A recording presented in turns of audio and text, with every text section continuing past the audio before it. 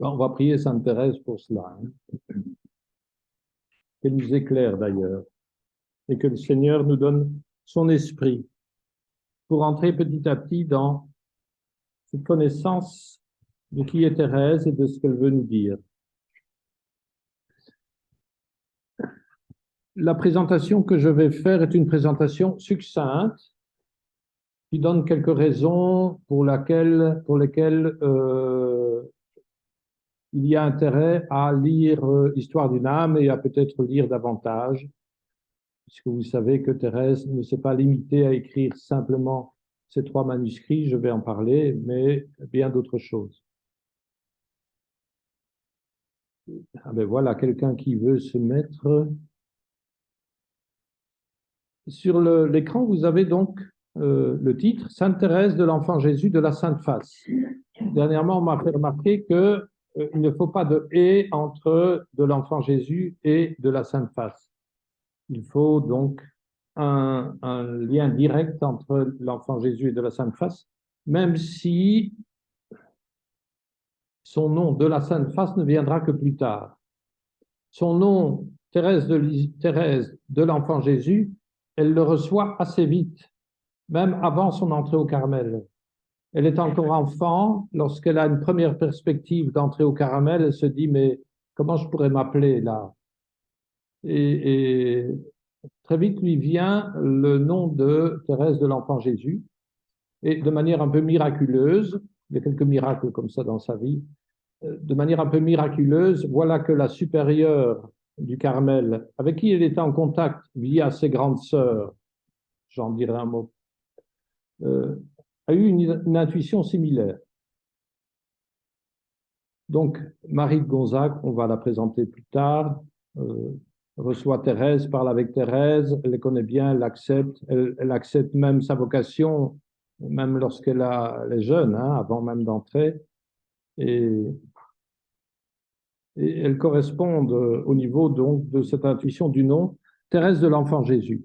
Deuxièmement, donc je vous disais, de la Sainte Face va venir plus tard, et particulièrement dans le mystère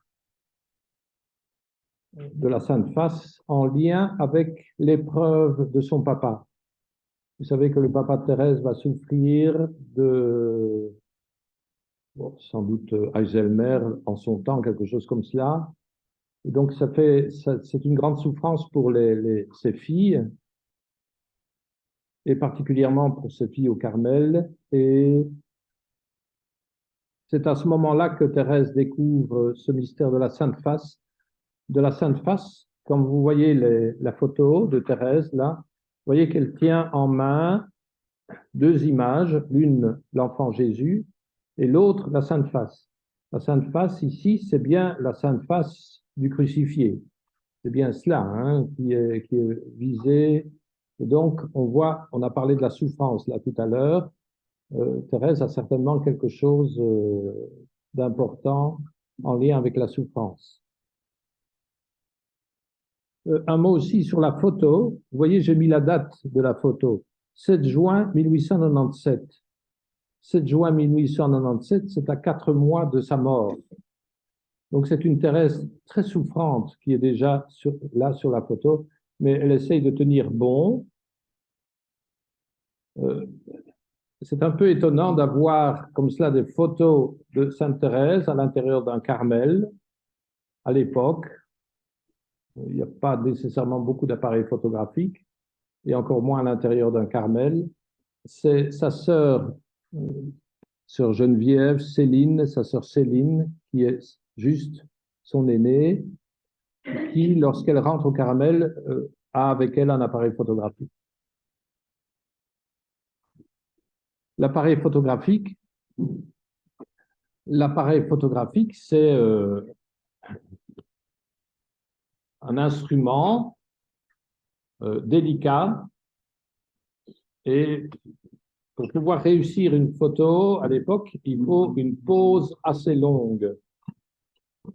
Et je ne vous dis pas, Thérèse a dû prendre la pause là pour cette photo, tout en souffrant à ce moment-là.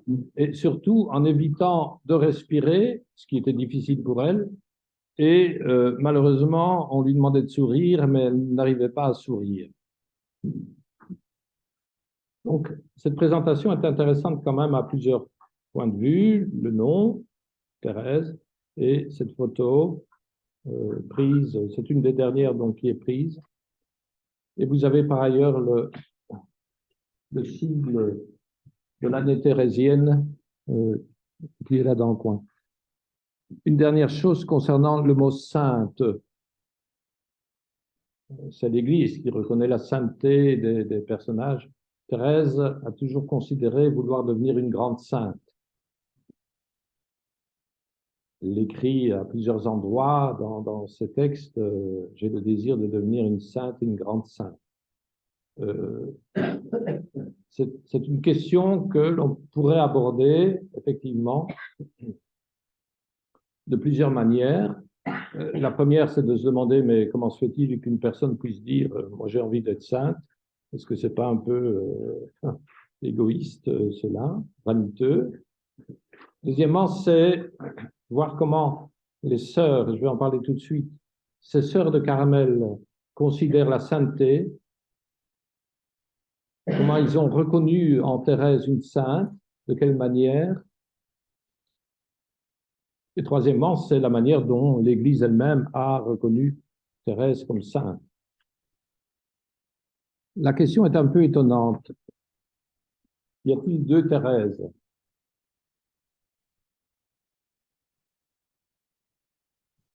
Dans la présentation que vous avez faite, on a entendu la possibilité des deux Thérèses. Il y a d'une part les pluies de roses. Vous voyez, ces soirées pluies de roses qui présentent Thérèse d'une certaine manière. Mais ce que je veux dire aussi par là, au niveau des deux Thérèses, c'est, et j'en reviens à ce que je venais de dire, c'est la manière dont ces contemporaines, c'est-à-dire ces sœurs du Carmel, ont reconnu et interprété la sainteté de Thérèse. Et c'est pas évident. Celle qui était peut-être le plus au courant ou sentait le plus les choses, c'est Marie. Marie, c'est la sœur aînée, je vais faire les présentations un peu plus loin. Et c'est elle qui perçoit chez Thérèse quelque chose de grand, à tel point que c'est elle qui va demander à Thérèse de rédiger ce qu'on connaît comme manuscrit B. Ça va, vous me suivez parce que je suis déjà en train d'utiliser des points particuliers de tout le développement. C'est, semble-t-il, Marie qui va être le plus au courant de la sainteté de Thérèse, mais Marie est la plus taiseuse.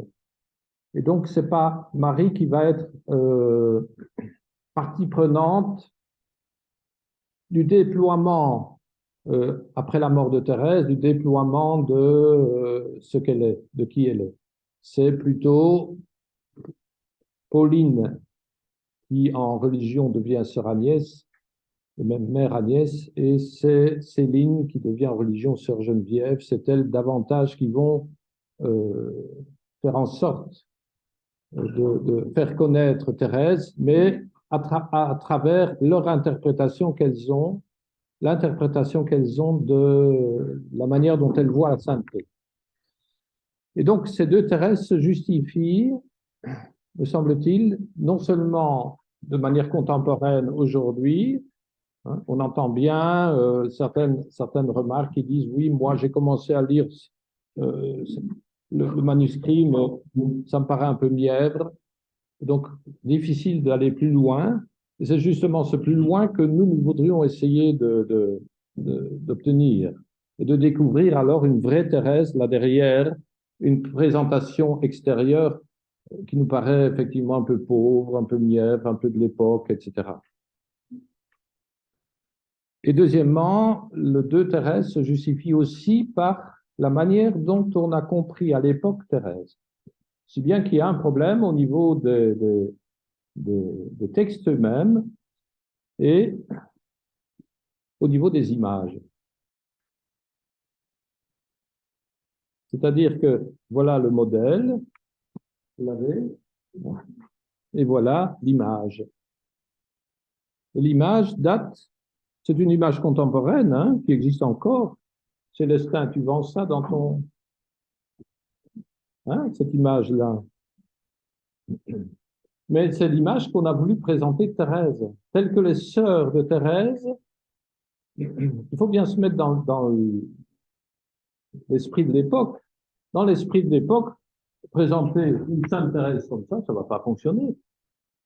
Mais présenter une Sainte Thérèse comme ça va fonctionner. Hein? C'est dans l'inconscient, c'est dans l'imagerie de l'époque. Hein? C'est cela qu'il faut se dire. Et donc, il faut passer de ce visage-là à ce visage-là, hein, un peu, je ne sais pas comment dire, hein, avec tout l'attirail de sainteté qui paraît nécessaire, hein, mais ça va connaître un succès assez étonnant. Et Thérèse elle-même dira à ses sœurs, vous pouvez faire de moi ce que vous voulez. Je suis d'accord avec tout ce que vous ferez de moi. Elle est allée jusque-là hein, de dire cela. Et donc, elle n'est pas contraire en quelque sorte à ce qu'on la découvre et on puisse la connaître à partir de cela. Elle n'est pas contre. Mais elle est sans doute intéressée à ce qu'on la rejoigne davantage comme cela. Ça va? Vous voyez un peu? Alors, la transformation qui a lieu là au niveau des images, c'est pas encore trop grave, mais une transformation similaire aura lieu ici au niveau des textes. C'est-à-dire que la manière dont Thérèse exprime certaines choses paraissent excessives pour celle qui aura la responsabilité de faire l'édition des textes, à savoir sa sœur Pauline en religion Mère Agnès, et elle se permettra certaines rectifications à son goût concernant les expressions de Thérèse. Et ce n'est que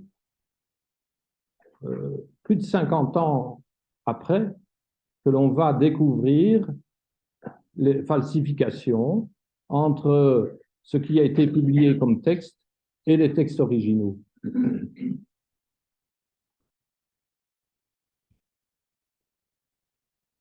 Alors certains sont de la basilique, et je ne sais pas s'ils connaissent ce tableau.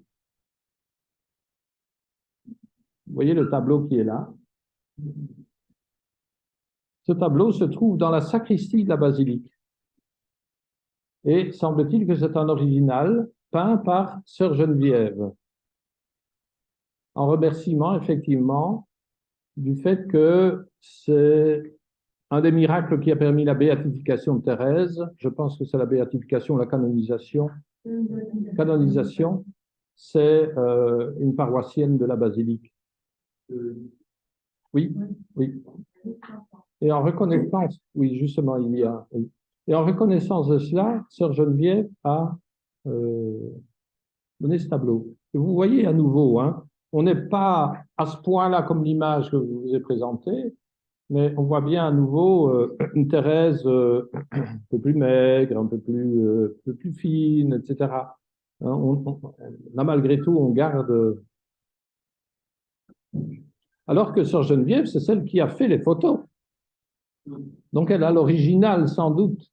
Elle a l'original, et voilà ce qu'elle sort comme tableau. Donc, on voit comment, au niveau du cerveau, l'image est interprétée pour faire passer quelque chose d'un un peu différent. Et au-dessus du tableau en question, vous avez ce vitrail dans la sacristie de la basilique. Vous voyez ce vitrail?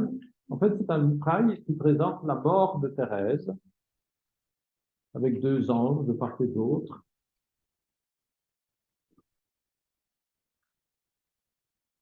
Donc, Thérèse est sur son lit de mort, entourée de ses sœurs. Vous voyez? Alors, dans la suite, une petite erreur de ma part. Donc, c'est un gros plan. Et vous voyez une des sœurs qui a un cahier dans ses mains. Hein. C'est sans doute une représentation de sa sœur Agnès, mère Agnès, qui, effectivement, durant les derniers mois de Thérèse, prenait note de toutes les paroles de Thérèse. Donc, c'est, voilà, Mère Agnès, là au-dessus. Et j'ai mis Sœur Céline en voile blanc, mais à la mort de Thérèse, Sœur Céline est professe, donc elle n'a pas un voile blanc, elle a un voile noir. Donc il y a une erreur à ce niveau-là.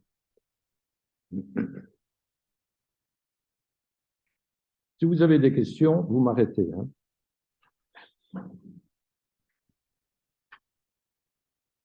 L'univers de Thérèse au Carmel. Oui, il y a une question. J'avais juste une observation, comme vous l'avez dit, cette Thérèse, alors quand Jésus est sorti cher, comment ça représentait. Et la grande Thérèse, quand on a fait son portrait, elle était vraiment pas compris, c'est pas moi. Donc je veux dire, le contraste. C'est ça. L'univers de Thérèse au Carmel, voilà donc l'intérieur du Carmel, avec le cloître. Là, les sœurs sont en procession. Il faut essayer de se mettre aussi en tête le fait que ces sœurs vivent en 4 murs définitivement, avec pas de contact avec l'extérieur, sinon la sœur Tourière qui a un petit contact avec l'extérieur, mais sinon pas de contact extérieur. Donc il faut se mettre dans cette ambiance-là. Hein. Cette ambiance-là,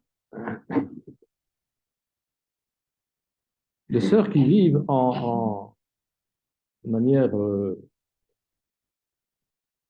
pardon, en autarcie, oui. Hein. Et tout se fait là, avec tous les débordements qu'il peut y avoir, tous les fantasmes qu'il peut y avoir, etc. Hein. Et c'est là-dedans que Thérèse va donc se déployer. Alors, cette photo est intéressante, c'est la photo du Carmel, en tout cas des carmélites, à la date du 15 avril 1895.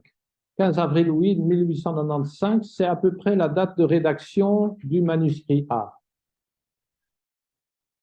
Donc Thérèse est dans une sorte de maturité, elle n'est pas encore malade. Et regardez comment les sœurs se sont organisées pour cette photo.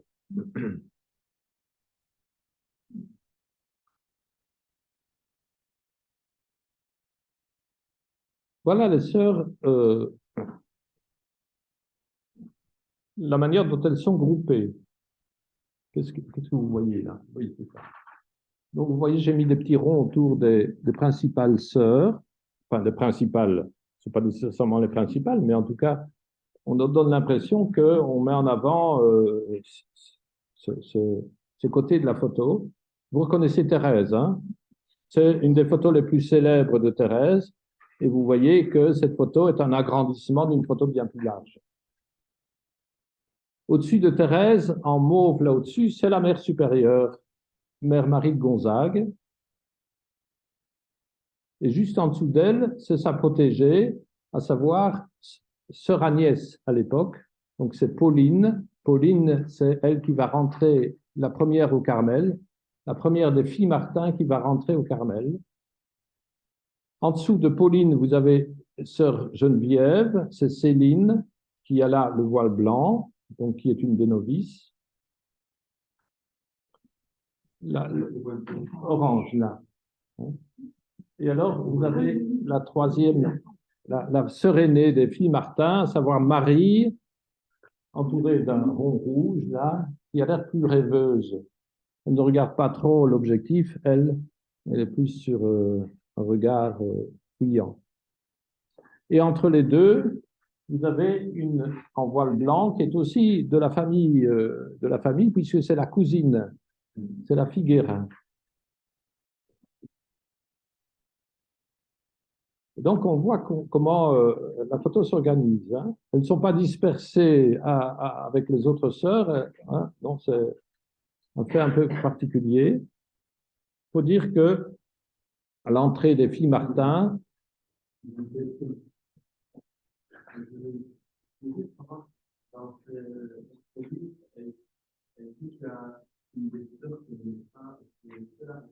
ah non, non, non. Enfin, ça t'intéresse, ça, hein, de savoir.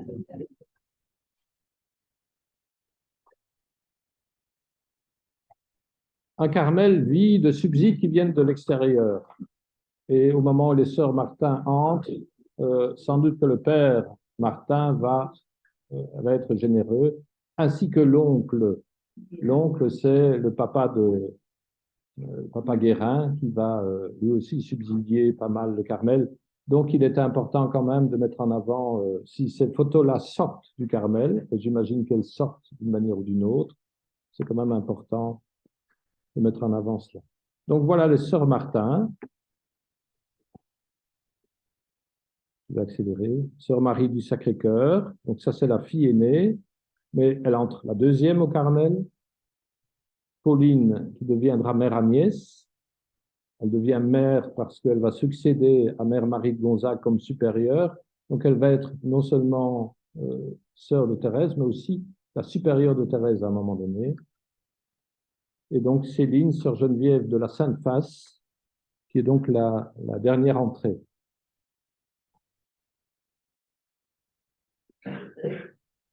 Et enfin, mère Marie de Gonzague, donc, qui est l'ancienne supérieure.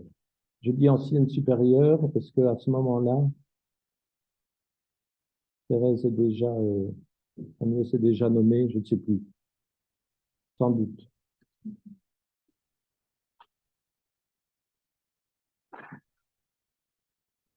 Je passe. Donc, les voilà à nouveau, hein, assemblés. Vous voyez, les mères, elles ont la cape blanche. Mère Marie de Gonzague, Pauline qui est mère Agnès, puis Marie, Thérèse et Céline. Alors, dans cet univers thérésien, il manque une sœur, une de sœurs de sang. On en a parlé tout à l'heure. Voilà une photo datant de 1892. On est hors Carmel, puisqu'on reconnaît Céline qui n'est pas encore rentrée, Léonie, et en fait, Céline et Léonie veillent sur le papa, M. Martin, et appuyé sur la voiture de M. Martin, c'est l'oncle Isidore Guérin, et juste à côté, c'est son épouse.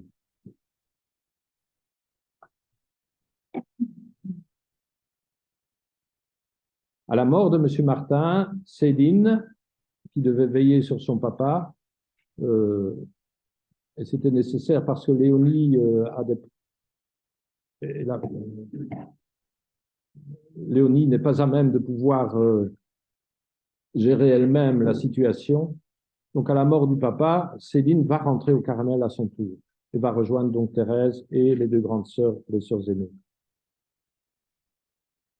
Je passe à un deuxième point, Thérèse écrivain.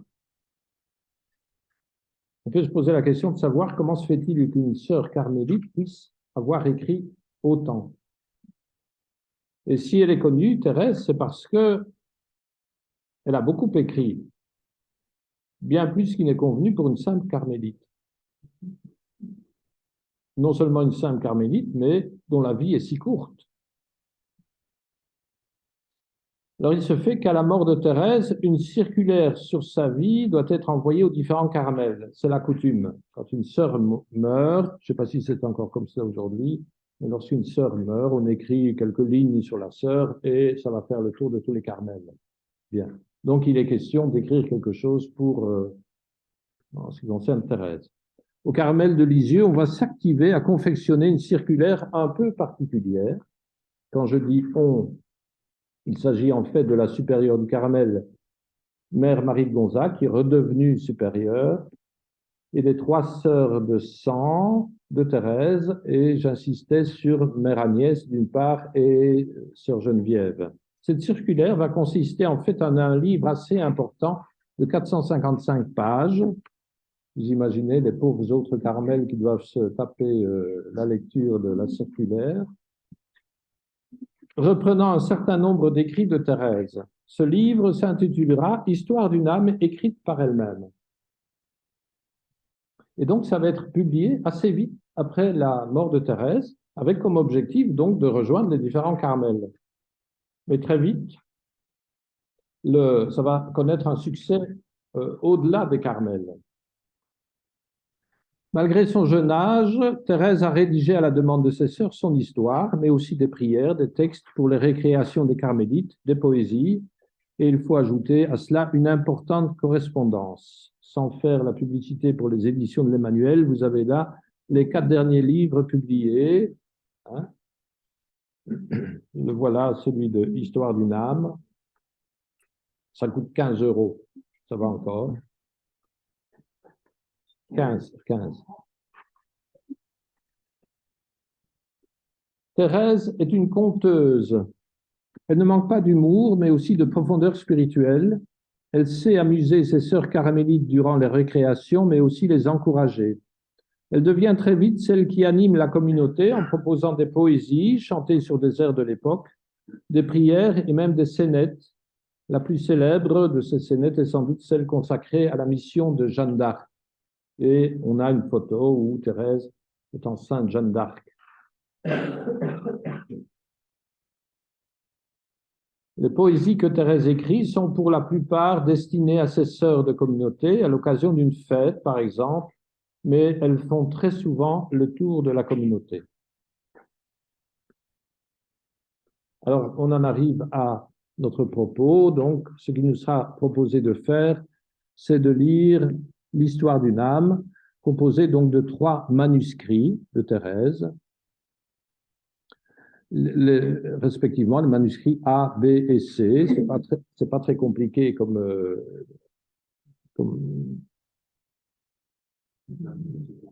oui, hein. On aurait pu trouver autre chose que manuscrit A, manuscrit B, manuscrit C, mais enfin, c'est comme ça, dans lesquels elle se raconte. Et en vérité, tout en se racontant, elle dit plutôt l'œuvre que Dieu accomplit dans sa vie, c'est en tout cas sa claire intention.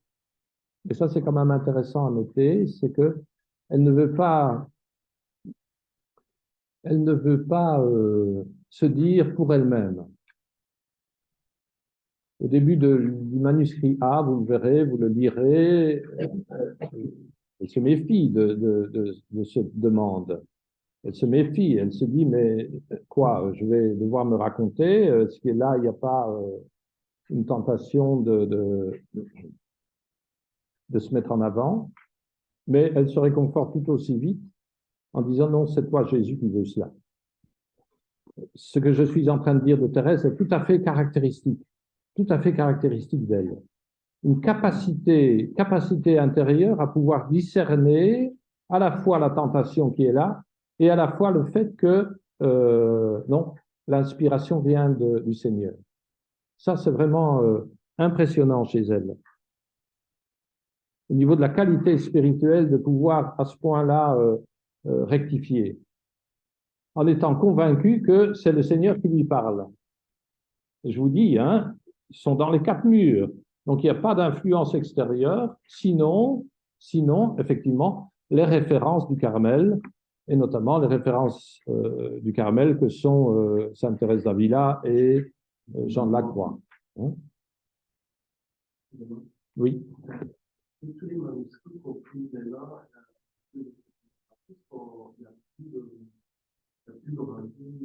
normalement, les livres actuels correspondent aux textes authentiques, même il reste quelques hésitations sur les corrections ou pas qui ont été faites.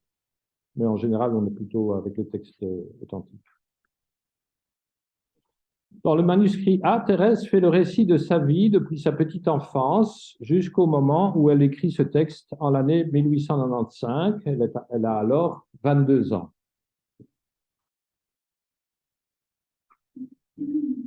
Et en cette même année 1895, elle rédige quelque chose de célèbre, son acte d'offrande à l'amour miséricordieux. Il y a toute une histoire liée à cela, mais vous le lirez, c'est à la fin du manuscrit A.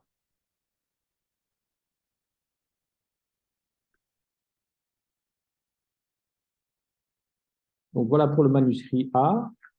Donc c'est vraiment son histoire jusqu'au moment où elle écrit. Et puis, elle continuera à la demande de ses supérieurs la rédaction de son histoire dans le manuscrit C, qu'elle va rédiger donc au moment de la première photo que je vous ai montrée. Là, nous sommes en juin 1897.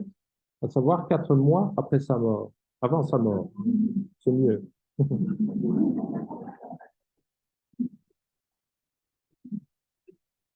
Oui, elle réalise des choses, mais pas à ce point-là.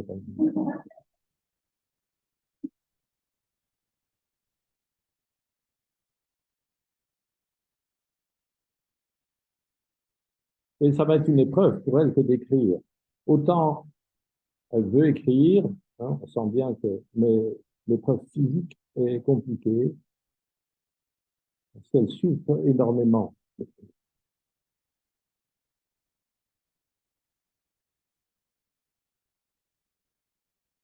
Et vous voyez que je n'ai pas parlé du manuscrit B, je suis passé du manuscrit A au manuscrit C.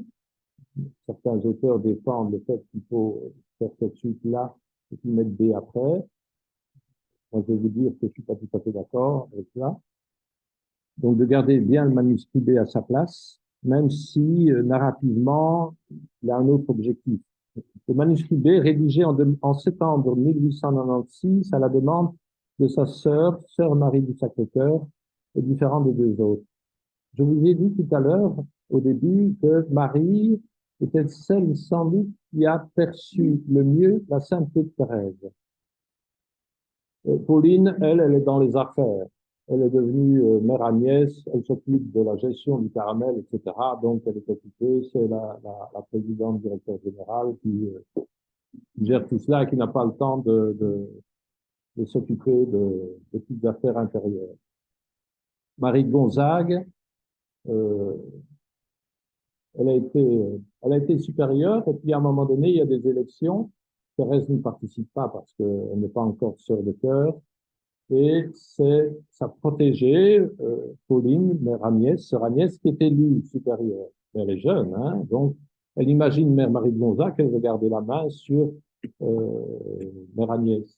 Mais ça ne va pas tout à fait comme cela. Mère Agnès prend les dispositions. Mère Agnès, c'est la fille de sa mère. La mère on va en parler, la mère de Pauline, la mère de Thérèse, c'est Zélie Martin, qui avait une manufacture de dentellerie et qui faisait marcher les affaires. Ben, Pauline a certainement cela. Alors que Marie ressemble davantage à son père, plus rêveuse. Mais c'est donc Marie qui s'intéresse davantage à la spiritualité de Thérèse. Elle voit bien que Thérèse vit quelque chose de tout à fait particulier. Elle sent bien qu'il y a quelque chose qui se passe chez Thérèse. Et ça l'intéresse de le savoir. Elle dira en lisant le manuscrit B, on voit bien que vous êtes une grande sainte. Et Thérèse va rectifier en disant, c'est pas parce que j'ai décrit certaines consolations que je suis une grande sainte, dit-elle. Non, non, vous vous trompez. Et d'ailleurs, vous pouvez l'être vous-même une grande sainte, dit-elle à Marie.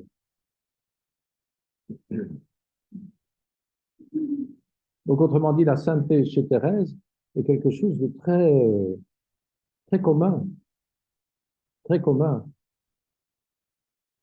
C'est pas une affaire de grande affaire, un peu comme Thérèse d'Avila, toutes ces manifestations extérieures impressionnantes chez Thérèse d'Avila. Chez Thérèse de Lisieux, il n'y a pas ça.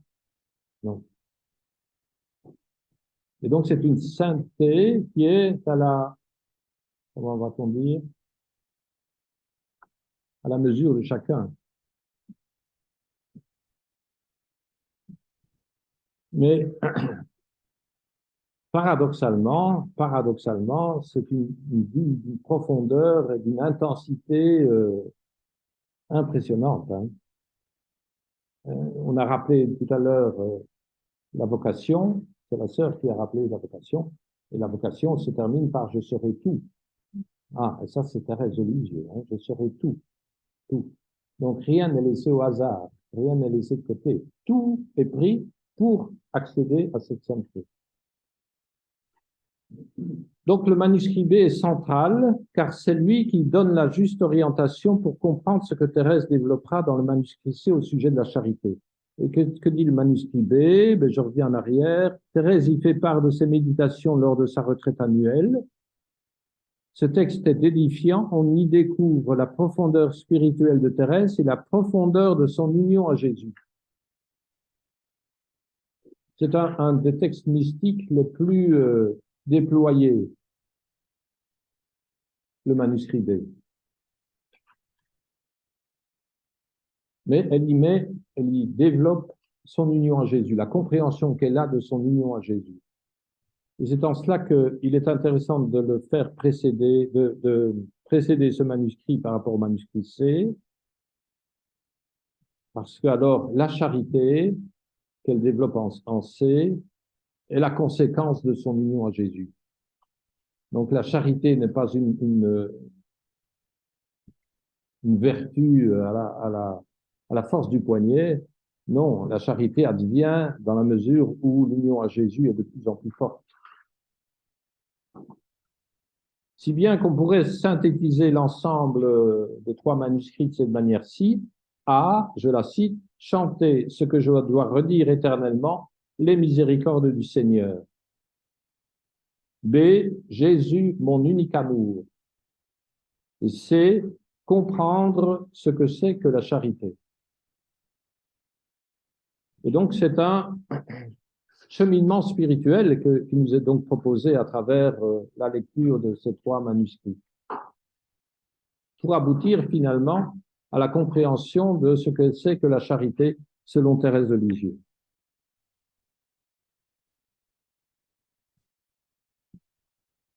Je passe au cadre familial. Donc, voilà ce qui va être notre propos, c'est de lire ces trois manuscrits. Alors, en introduction, quelques dias sur le cadre familial de Thérèse, qui va aboutir finalement à l'entrée au Carmel, et puis les derniers moments de Thérèse. Thérèse est la 9e et dernière enfant du couple Louis et Zélie Martin, dont la sainteté elle-même a été reconnue de ses parents. 4 enfants sont morts en bas âge et à sa naissance, Thérèse a 4 sœurs aînées, donc elle est la 5e là. Marie, je vous l'ai présentée, sa marraine de baptême, entrée la 2e au Carmel. Pauline, qui entrera la 1re au Carmel sous le nom de sœur Agnès. Léonie, qui parviendra après diverses tentatives à entrer finalement chez les Visitandines. Et Céline, qui entrera au Carmel après la mort de M. Martin en 1894. En tant que petite dernière, Thérèse est choyée et entourée de beaucoup d'amour. Elle a du caractère et sa grande amie, c'est Céline.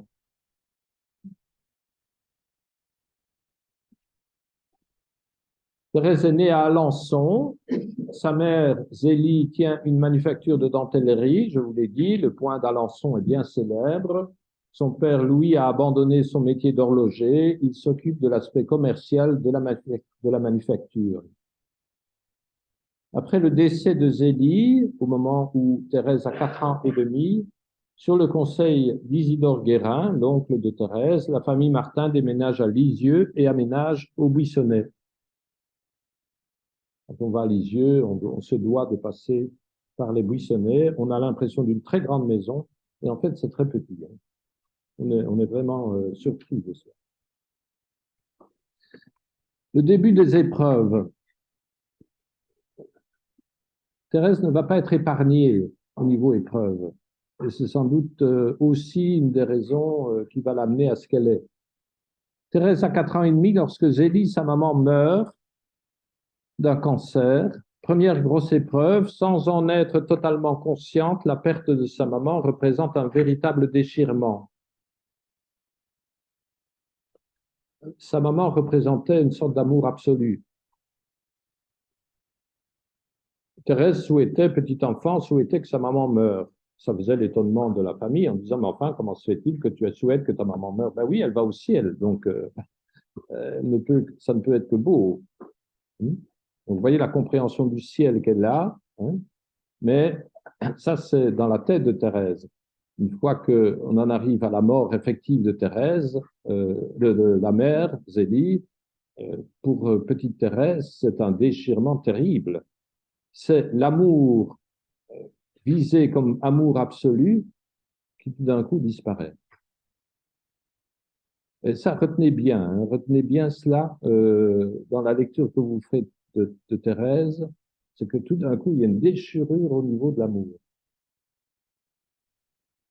Alors, par rapport à cette déchirure, il y aurait beaucoup de réactions possibles.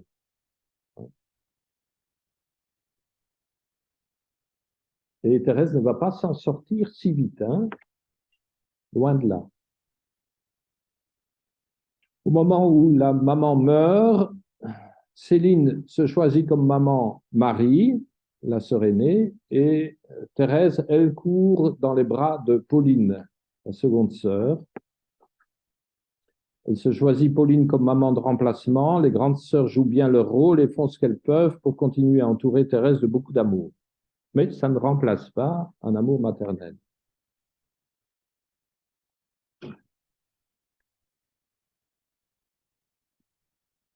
Mais Pauline, un peu plus tard, décide d'entrer au Carmel. Nouveau coup dur pour Thérèse, qui est alors âgée de 9 ans.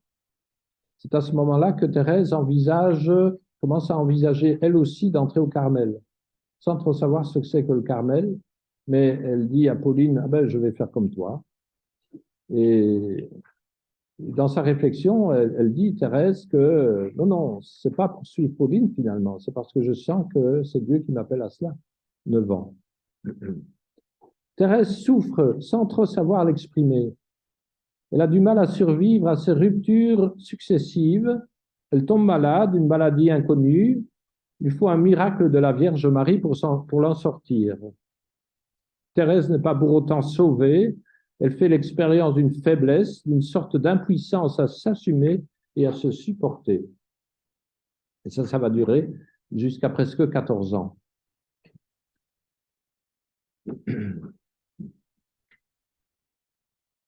Par rapport à cela, il y a des touches de la présence de Jésus à travers ces épreuves.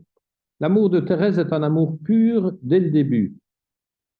Ça, je pense que c'est aussi important à bien percevoir. Le pur amour de Thérèse. Et il y a dans les textes, il y a plusieurs moments où ça se justifie et se vérifie. Mais c'est un amour qui souffre et qui souffre beaucoup. Donc la souffrance est bien présente chez Thérèse. Vous allez voir d'ailleurs. C'est cela qu'elle a à supporter, mais qu'elle ne parvient d'abord pas à porter, et on la comprend. Donc vous voyez le paradoxe entre un amour très fort qui l'habite et une incompréhension par rapport à le fait que cet amour provoque ces souffrances. Il y a un paradoxe entre, d'une part, l'amour qui l'appelle, si vous voulez, et comment se fait-il qu'un amour qui appelle soit un amour qui soit en rupture? Comment comprendre cela? Et derrière cela, il y a l'absolu de l'amour. Si l'amour est absolu, comment se fait-il qu'il y ait des cassures? C'est pas possible. C'est moi qui l'interprète comme cela. Hein. Chez Thérèse, elle ne l'interprète pas comme ça, elle n'en est pas capable. Elle est une enfant de 9-10 ans. Mais elle le vit comme cela. Pourtant, c'est sur ce chemin de crête que Jésus l'a conduit. Jésus se rend présent à travers l'oraison précoce. Vous verrez, Thérèse vit une oraison précoce que Thérèse expérimente à travers aussi les sacrements auxquels elle a part. Les sacrements vont être des grands moments. Le sacrement de l'Eucharistie, la confession vont être des grands moments pour Thérèse. Et parallèlement, Jésus l'amène à aimer la souffrance. Alors là, on est en général un peu méfiant par rapport à cela. Et donc, mais je pense que c'est une dimension importante chez Thérèse qu'on ne peut pas laisser de côté. Elle dit, je sentis naître en mon cœur un grand désir de la souffrance et l'intime assurance que Jésus me réservait un grand nombre de croix. Je me sentis inondé de consolations si grandes que je les regarde comme une des grâces les plus grandes de ma vie. Donc vous voyez que le désir de la souffrance va de pair ici avec une consolation qui lui est donnée pour bien admettre que c'est bien le chemin. Thérèse a alors 11 ans. Elle a 11 ans, mais elle le raconte qu'elle a 22 ans. Hein, donc, il y a peut-être un décalage. Hein. Mais elle écrira à la fin de son manuscrit, par rapport à la souffrance, « Je ne désire pas non plus la souffrance, ni la mort, et cependant je les aime toutes les deux. Mais c'est l'amour seul qui m'attire. Longtemps je les ai désirés, dit-elle, donc elle répète ce qu'elle a dit précédemment. J'ai possédé la souffrance et j'ai cru toucher au rivage du ciel. J'ai cru que la petite fleur serait cueillie en son printemps. Maintenant, c'est l'abandon seul qui me guide, je n'ai point d'autre boussole. Donc, l'épreuve fait bien partie de sa vie et elle est consciente que ce n'est pas terminé, mais ce n'est pas la chose principale. La chose principale, c'est ce qui est là derrière, c'est l'amour qui l'attire.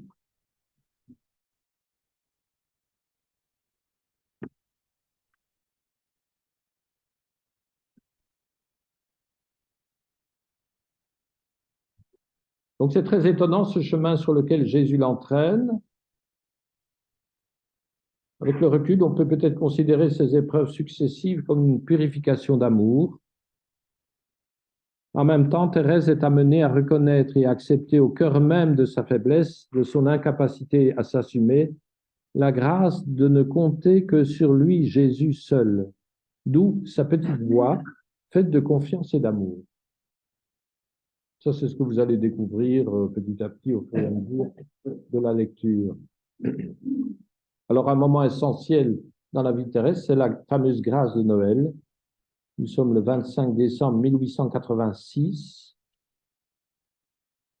C'est à ce moment-là que je reçus la grâce de sortir de l'enfance, en un mot, la grâce de ma complète conversion. Je sentis en un mot la charité entrer dans mon cœur, le besoin de m'oublier pour faire plaisir, et depuis lors, je fus heureuse. Ce texte-là, vous l'aurez à lire et à commenter, à développer lors de la lecture du manuscrit. Bien, je passe. À ce moment-là, un chemin nouveau s'ouvre pour Thérèse, chemin fait de confiance et d'amour. Vous voyez que chez Thérèse, confiance et amour sont vraiment les deux choses essentielles et on voit pourquoi. Parce que d'elle-même, elle n'en sort pas. Elle a fait l'expérience dans son enfance que d'elle-même, elle n'arrive à rien. Et donc, si elle doit s'en sortir, ce n'est pas en comptant sur elle-même, c'est nécessairement par la confiance en Jésus.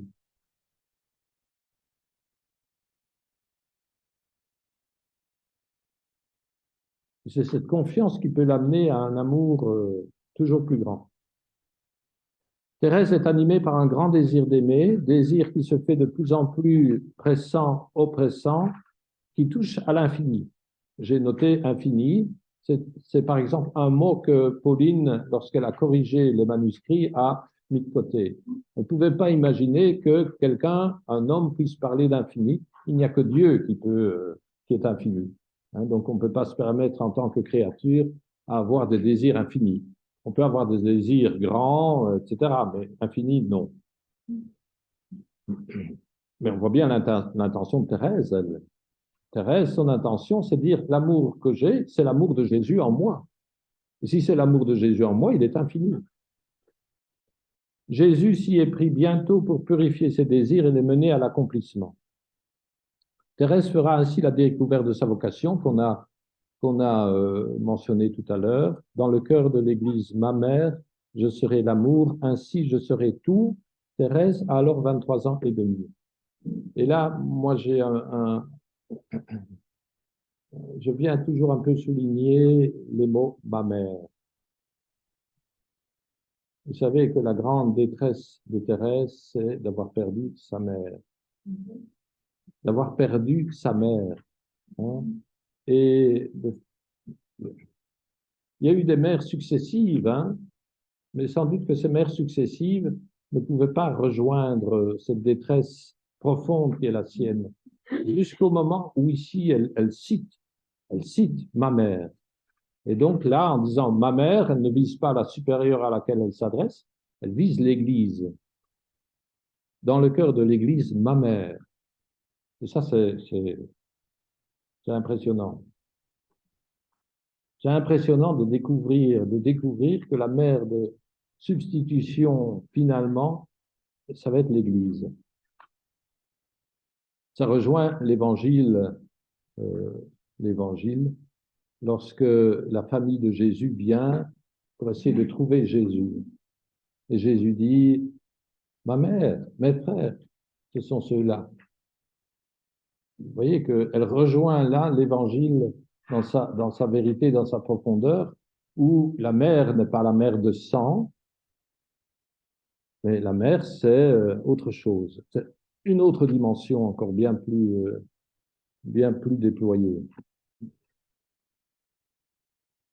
C'est aussi un peu consolant d'entendre cela lorsqu'on sait les grandes souffrances de l'Église aujourd'hui.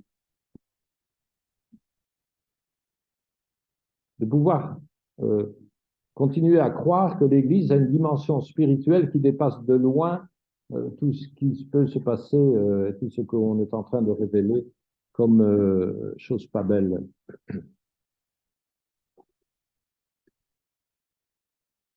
Finalement, c'est l'amour qui a conduit Thérèse tout au long de sa courte vie. Dès le début, Jésus a mis beaucoup d'amour dans le cœur de Thérèse.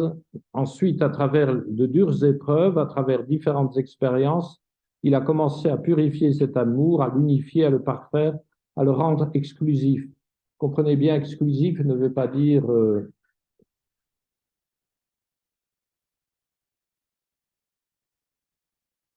qui exclut. C'est un amour universel. C'est un amour qui va vers l'infini, de fait. Mais c'est un amour pur, qui est purifié de toute scorie. Nous, on a une multiplicité d'amour. On aime les fraises, on aime le football, on aime ceci, on aime cela, jusqu'à des amours pas très purs. Hein, hein. Chez Thérèse, tout ça a été purifié. Hein. Et assez bien depuis le début.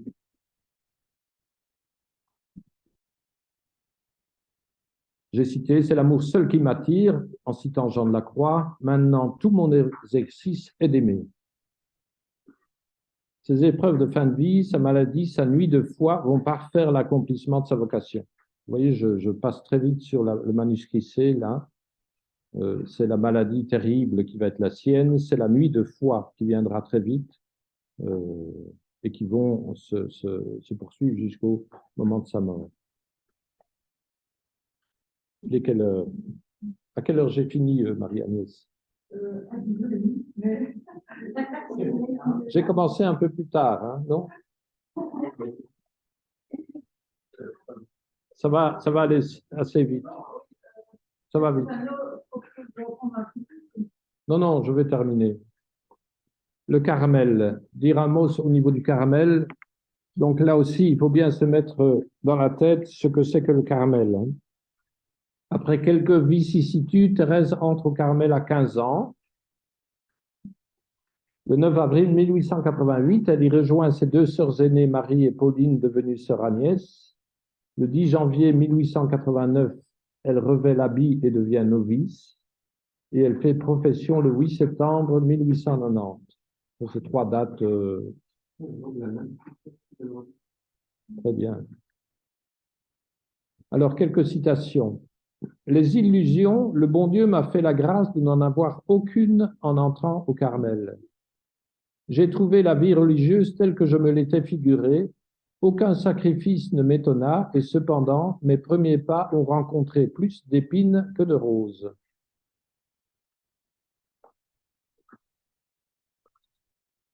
Une citation concernant la Sainte Face. Jusqu'alors, je n'avais pas sondé la profondeur des trésors cachés dans la Sainte Face. J'appris à les connaître. J'ai compris ce qu'était la véritable gloire. Celui dont le royaume n'est pas de ce monde me montra que la vraie sagesse consiste à vouloir être ignoré et compté pour rien. Ah, comme celui de Jésus, je voulais que mon visage soit vraiment caché, que sur la terre, personne ne me reconnaisse. Vous voyez, quand on dit que le texte de Thérèse est un peu mielleux, mièvre, etc., c'est juste, il y a cet aspect-là, mais à certains moments, on voit qu'il est costaud. Hein. Vous voyez la référence A71 recto. Donc A, manuscrit A, c'est le 71e folio. Folio, ça veut dire la feuille sur laquelle elle a écrit. Et ici, c'est le recto de la feuille. C'est ainsi que le livre que l'on vous conseille, c'est un livre qui a ces références-là au fur et à mesure du texte. Donc, il est facile alors de pouvoir se repérer. Quand je ne sens rien, oui, ça c'est dans une lettre à Céline, parce que Céline, ça va être le miroir de Thérèse dans la vie intérieure. Quand je ne sens rien, que je suis incapable de prier, de pratiquer la vertu, c'est Thérèse qui parle, hein. Vous voyez, elle dit être incapable de prier et incapable de pratiquer la vertu. C'est alors le moment de chercher de petites occasions, des riens qui font plaisir, plus de plaisir à Jésus que l'empire du monde ou même que le martyr souffert généreusement. Par exemple, un sourire, une parole aimable alors que j'aurais envie de ne rien dire ou d'avoir l'air ennuyé.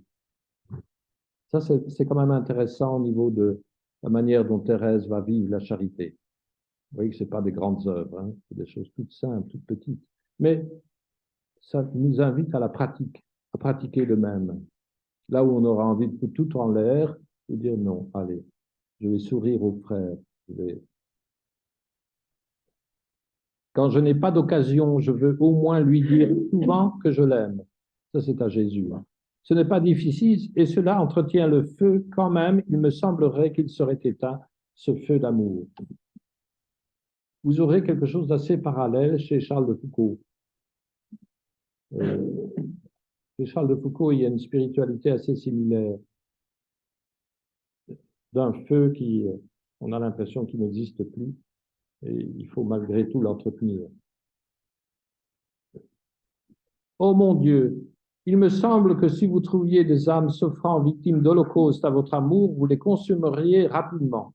Évidemment, c'est un langage un peu de l'époque, qui n'est pas si simple à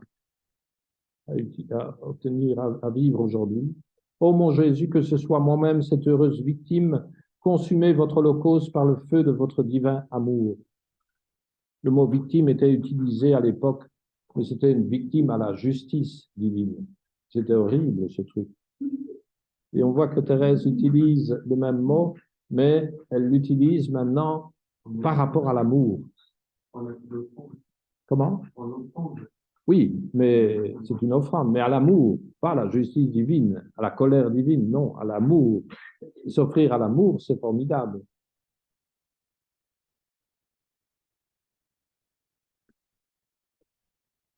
Je comprends si bien qu'il n'y a que l'amour qui puisse nous rendre agréables au bon Dieu, que cet amour est le seul bien que j'ambitionne. Jésus se plaît à me montrer l'unique chemin qui conduit à cette fournaise divine. Ce chemin, c'est l'abandon du petit enfant qui s'endort sans crainte dans les bras de son Père. Allez comprendre.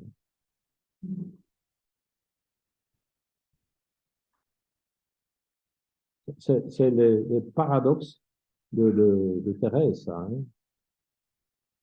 Pour vivre l'immensité de l'amour, il faut s'abandonner comme le petit enfant qui s'endort sur les bras de sa mère.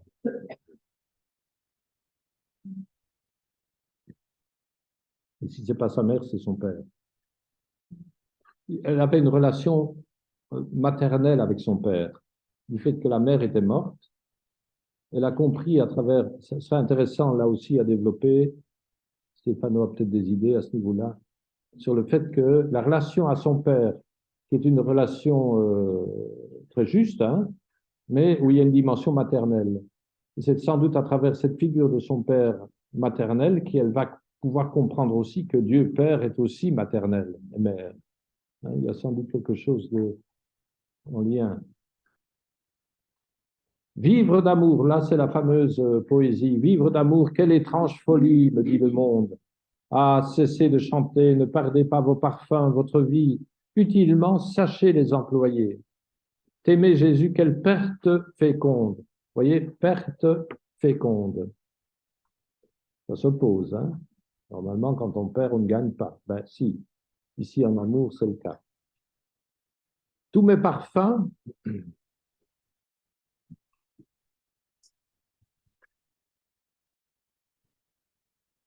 Tous mes parfums sont à toi sans retour, je veux chanter en sortant du monde, je meurs d'amour. Mourir d'amour, voilà mon espérance. Quand je verrai se briser mes liens, mon Dieu sera ma grande récompense. Je ne veux point posséder d'autres biens. De son amour, je veux être embrasé, je veux le voir, m'unir à lui toujours. Voilà mon ciel, voilà ma destinée, vivre d'amour. Et Thérèse écrit ça dans ses 4 murs de Carmel. Hein. Ou bien on se dit elle est folle là, à l'intérieur du Carmel, ou bien elle est lumineuse. Hein. L'ultime preuve. Thérèse est persuadée que sa vie se terminera bien vite. Le soir du jeudi saint 1896, en se couchant, elle crache du sang. Et elle ne le remarquera que le lendemain matin, parce qu'il n'y a pas d'éclairage là. Peu de temps après, le trouble gagne son âme. Au jour si joyeux du temps pascal, Jésus permit que mon âme fût envahie des plus épaisses ténèbres, et que la pensée du ciel si douce pour moi ne soit plus qu'un sujet de combat et de tourment.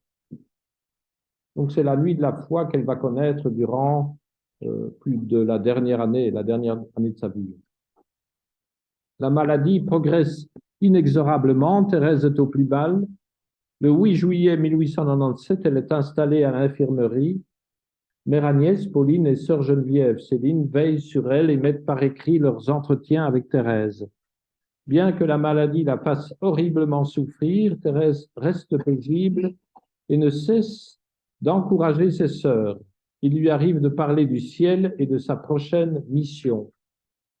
La prochaine mission, c'est la mission sur la terre, quand elle sera au ciel. Épuisée, elle a terminé la rédaction du manuscrit C par ces termes. Ce n'est pas parce que le bon Dieu, dans sa prévenante miséricorde, a préservé mon âme du péché mortel que je m'élève à lui par la confiance et l'amour. Donc, elle se reconnaît, elle, comme ayant une vie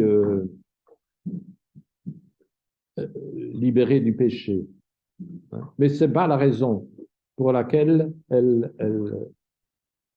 c'est pas la raison pour laquelle elle s'engage dans la confiance et l'amour. Voulant dire par là que même si on a commis les plus grands péchés du monde, et une de ces références était Sainte Marie-Madeleine dans l'Évangile, on peut s'engager sur le chemin de la confiance et de l'amour.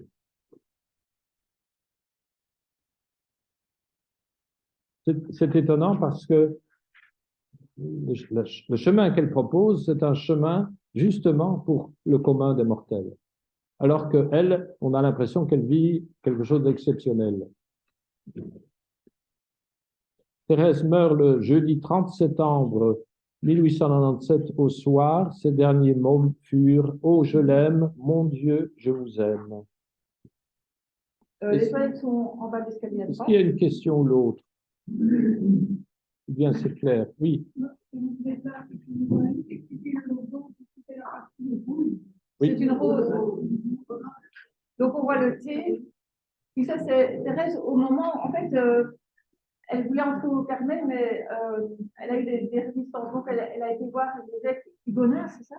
Oui. Et pour paraître un peu plus âgée, parce qu'elle avait alors pas encore 15 ans, elle avait mis ses cheveux un peu comme ça en haut. Et donc c'est cette photo-là. Oui, ça s'appelle un chiffon, voilà.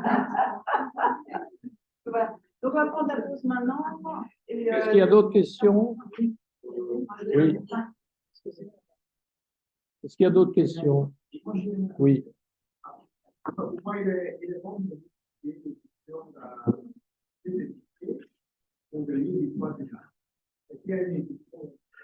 Moi, c'est bien celle qu'il a montrée parce qu'il y a des Oui, mais si, ça convient. Ceci, ça convient. Hein.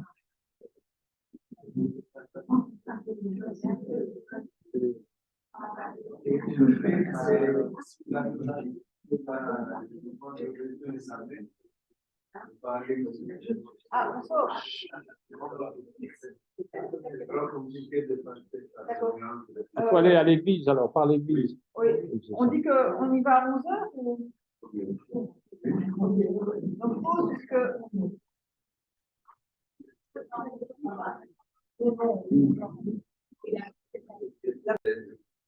c'est-à-dire quand même, c'est sur Thérèse comme guide spirituel pour elle, non? Comme, c'est très intéressant.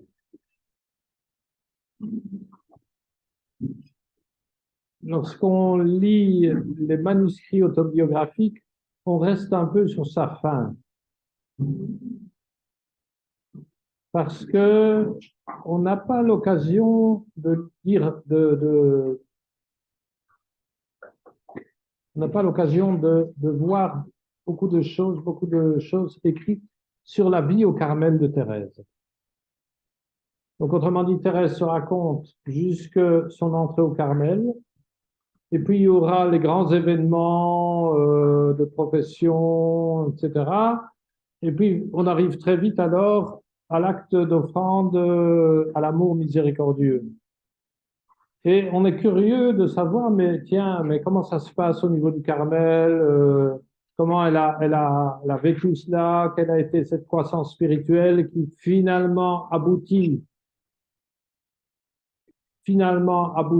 à l'expression du manuscrit B, où là on a quelque chose d'impressionnant qui nous tombe dessus. Le manuscrit B, c'est déroutant, hein, c'est déroutant. Et on se demande, mais comment cette jeune fille, cette jeune femme aboutit à cela? Et on aimerait entrer dans le Carmel avec Thérèse, pouvoir voir avec elle comment bien. En tout cas, moi, ça m'a questionné, cela. Si bien que j'étais très intéressé par il existe un livre assez grand comme ça, avec toutes les photos, tous les documents, etc., les images et tout ça. Et là, on a un peu de renseignements sur ce que c'était la vie au Carmel, le lever à telle heure, etc., la vie, l'organisation du Carmel. C'est intéressant d'entrer dans le Carmel par ce biais-là, notamment avec ce livre-là. Il y en a deux, hein. Il y en a deux. Il y a aussi Thérèse des lycées carmélites, super vraiment. Et voilà. Alors, oui. Et alors, quand on veut essayer d'entrer dans le chemin spirituel de Thérèse, mais comment ça a fonctionné au jour le jour, là alors, on est intéressé d'aller du côté des lettres, de la correspondance. Parce que là, avec la correspondance, on a notamment la correspondance entre elle et Céline. Je vous ai dit ce matin, Céline est restée auprès du papa, hein, et Thérèse a des visions sur ou des visées sur la vocation de Céline.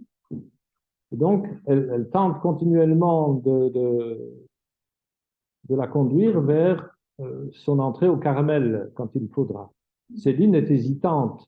C'est pas aussi évident que cela que pour elle surtout qu'il y a les tentations du monde, etc., la vie un peu bourgeoise. Thérèse, elle avait de suite compris ce que ça valait cette vie bourgeoise, mais Céline, non, pas tout à fait. Si bien qu'au niveau de la correspondance, je vous en ai donné un exemple ce matin, au niveau de la correspondance, on lit à travers les lettres que Thérèse écrit à Céline, on lit la vie spirituelle de Thérèse. Est-ce qu'elle a eu des correspondances avec son serviteur spirituel? Alors, je vais dire un mot concernant cela. Donc, donc, dans sa correspondance avec Céline, c'est vraiment intéressant. Parce que là, on découvre alors la Thérèse avec cette vie au Carmel au jour le jour, les tentations, la manière dont elle vit les choses, sa relation à Jésus et tout cela. Hein. Par exemple, une des caractéristiques très, très fortes de cette vie au Carmel, c'est Jésus dort. Dort. Jésus dort.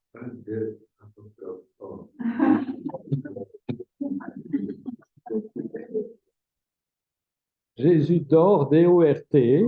Hein? Oui, oui, Jésus dort.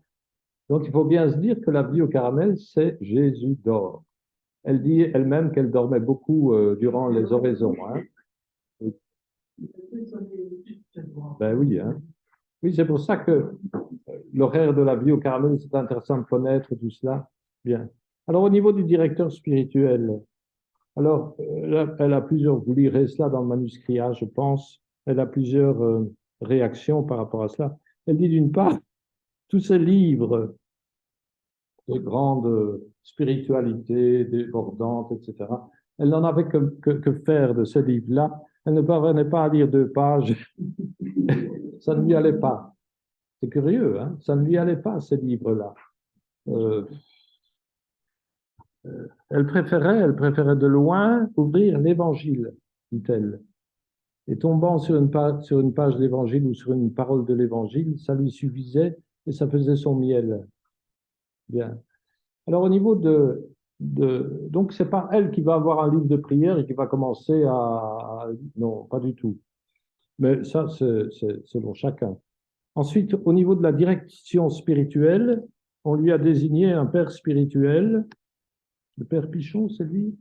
Non, le père Pichon était le père spirituel des familles. De la famille, oui. Enfin, elle en a eu un, mais il est très vite parti au Canada, je pense. Hein. Oui, si bien qu'elle l'a vu une fois et puis plus de père spirituel. Et elle dit alors, mais mon directeur spirituel, ça a été Jésus. Et donc, elle a vécu ces années de Carmel, donc entre son entrée et 95, 96, seule avec elle-même. Elle avait sa maîtresse de novice qu'elle appréciait. Hein, c'était Sœur Marie des Anges qu'elle appréciait. Elle avait sa mère supérieure, Marie de Gonzague, qu'elle appréciait aussi beaucoup et qui la comprenait, hein, qui comprenait Thérèse. Mais il ne faut pas dire que la vie était simple avec Marie de Gonzague, loin de là. Donc, au niveau de la direction spirituelle, ça a été Jésus. Jésus, à travers la parole de Dieu, certainement à travers la parole de Dieu, à travers l'Évangile, et à travers un livre ou l'autre, hein, plutôt les grandes références carmélites. Oui. Au niveau de l'imitation de Jésus, elle, c'est son livre de chevet quand elle est petite fille, au point qu'elle le connaît par cœur. On lui disait, allez, chapitre 14 de l'imitation de Jésus-Christ, et hop, elle vous sortait le chapitre 14 de l'imitation de Jésus-Christ. Bien. Alors, donc, ce que je veux dire, c'est donc la correspondance avec Céline. Là, on voit Thérèse, son chemin spirituel, les grandes tendances de la spiritualité de Thérèse. Ça, c'est une chose. Une deuxième chose, alors, c'est le fait que on lui désigne 2 frères spirituels. Donc, le père Bellière, d'une part, et le père Roulant. En fait, c'était l'habitude qu'un séminariste ou un missionnaire était lié avec une sœur carmélite dont il pouvait espérer un soutien spirituel. Et donc, il y avait une correspondance qui était autorisée. Hein, il faut savoir que toute correspondance n'était possible que si elle était autorisée par la supérieure. Hein. Ce qui est marrant, c'est que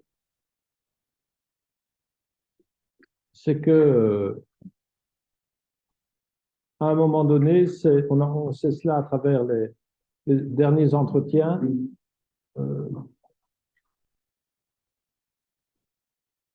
On lui parle de sœurs qui voudraient, comme elle, avoir un frère spirituel à l'extérieur. Et là, elle intervient, alors qu'elles sont sur son lit de malade, hein, à l'infirmerie. Elle intervient et dit, non, non, ne faites pas ça. Ne permettez pas aux sœurs d'avoir des frères spirituels. Ne leur permettez pas d'écrire, pour pouvoir écrire à des frères spirituels. On pourrait dire, enfin, et toi.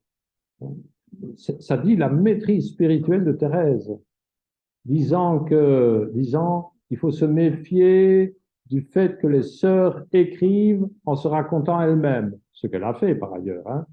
Donc elle se méfie de ces excuses d'écrire à un frère spirituel, mais à travers cela, on se raconte. On se raconte.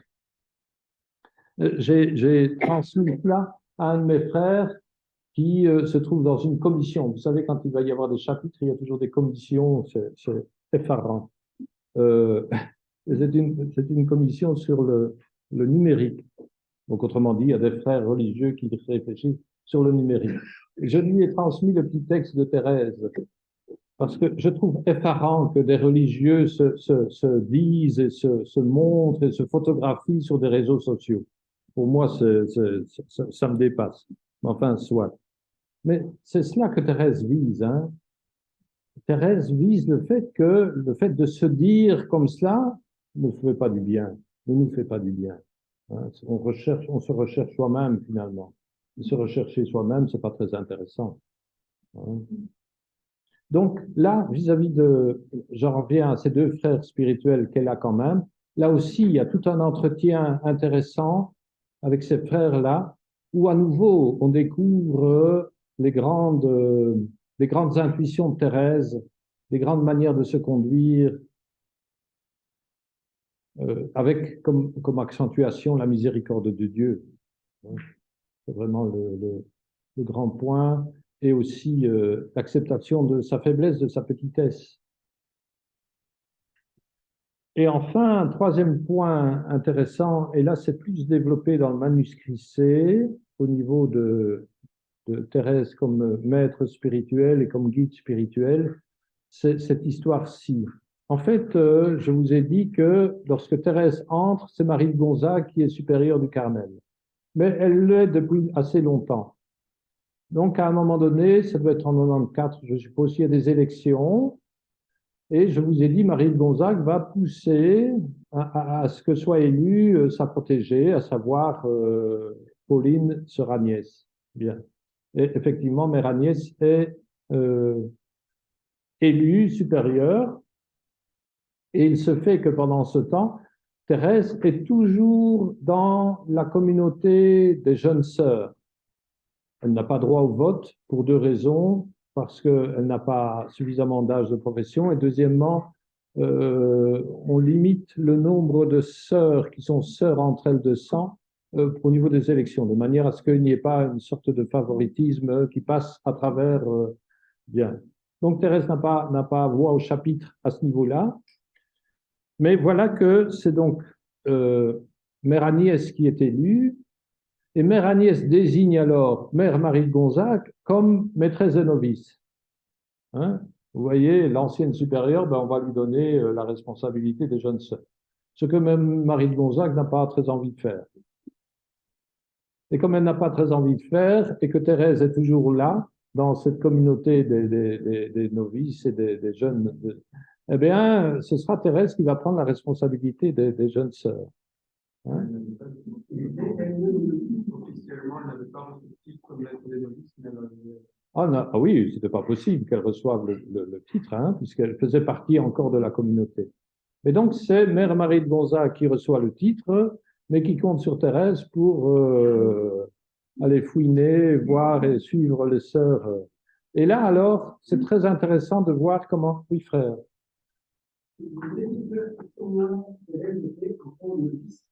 Elle n'était pas novice, mais elle faisait partie de la communauté des jeunes sœurs, donc elle était encore considérée comme sœur en formation. C'est un peu ça, hein? Oui, oui. Donc elle faisait partie de cette communauté-là. Les noviciats de monastère, c'est un couloir à part. Oui, c'est ça. Et elle est restée dans cette partie, elle n'avait pas rejoint la communauté des prophètes.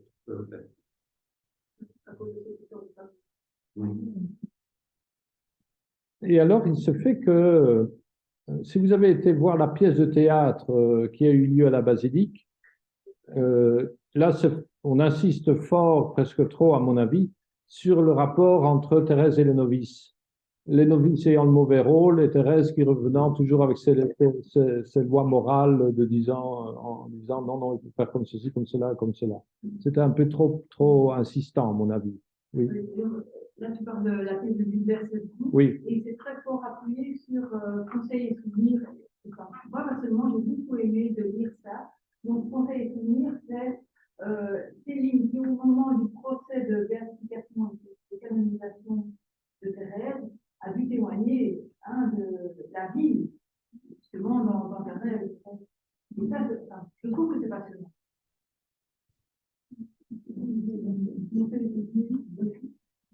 Conseil, mais c'est aussi disponible sur le site des archives du Carnet de Dieu est très bien. Oui, ça c'est vraiment intéressant, le site du Carmel. Hein. Ouais. Oui. Et donc,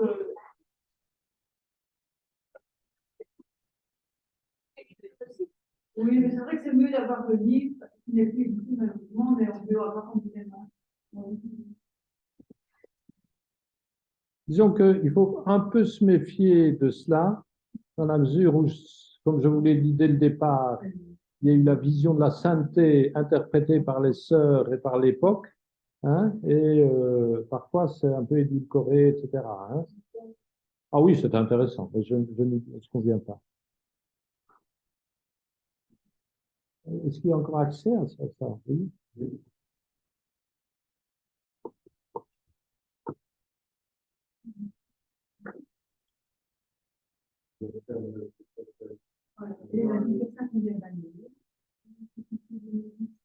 Oh, c'est les 3 dernières années de sa vie. Hein. C'est 94, 95, 96, 97. Non, en 97, elle redevient supérieure, Marie Gonzague. Hein. Elle redevient supérieure.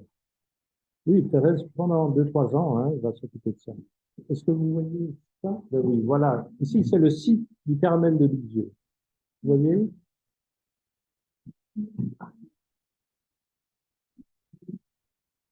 Et alors, vous avez ici un onglet Sainte-Thérèse.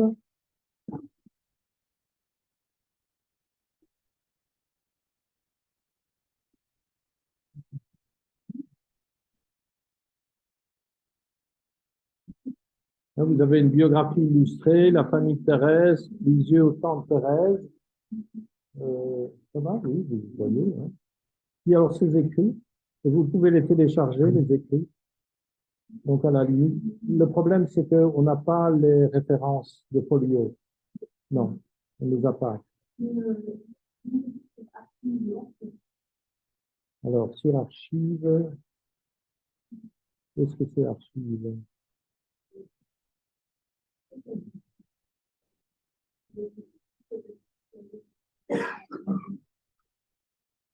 Visualiser.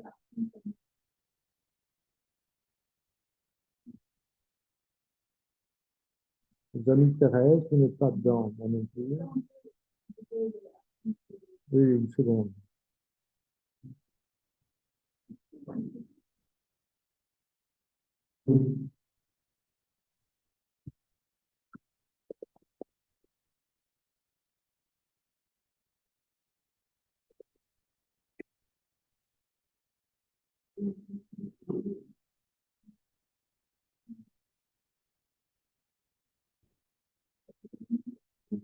Oui, dans Google. Archive Carmel, c'est ça? C'est ça?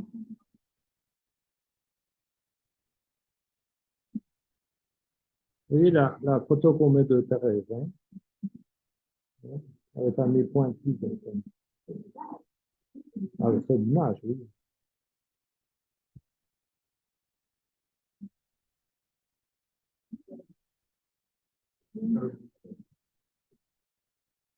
À nouveau, les œuvres. Oui. Et là, on a fait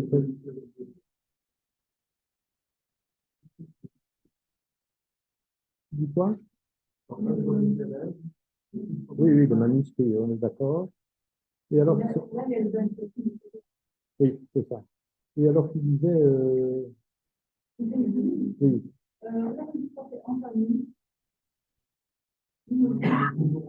En famille. Oui,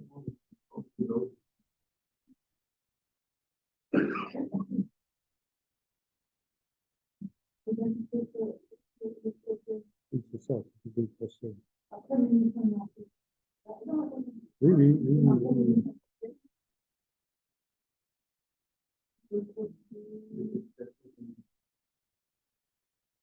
Vous voyez ici, par exemple, vous voyez Histoire d'une âme, qui est donc la première publication, et puis vous avez les éditions critiques après 1956. Vous voyez, c'est ce que je vous disais tout à l'heure, le travail qui a été fait de redécouverte des, des, des authentiques, hein, qui a permis de corriger ce qui avait été édité auparavant.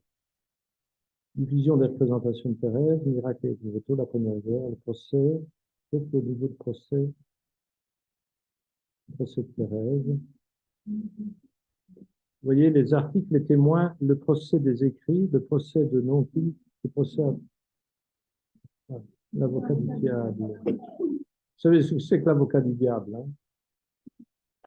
C'est celui qui, durant le procès, dit non, non, elle n'est pas sainte, et qui met tous les arguments pour dire que non, c'est pas possible de la reconnaître comme sainte.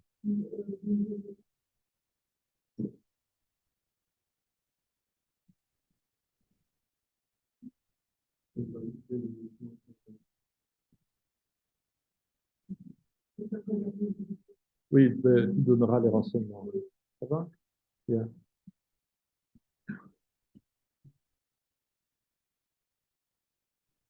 Tout ça pour dire donc que Thérèse a donc une responsabilité non officielle, mais assimilable à une maîtresse de novice, et de voir alors à travers le manuscrit C comment elle voit les choses à ce niveau-là.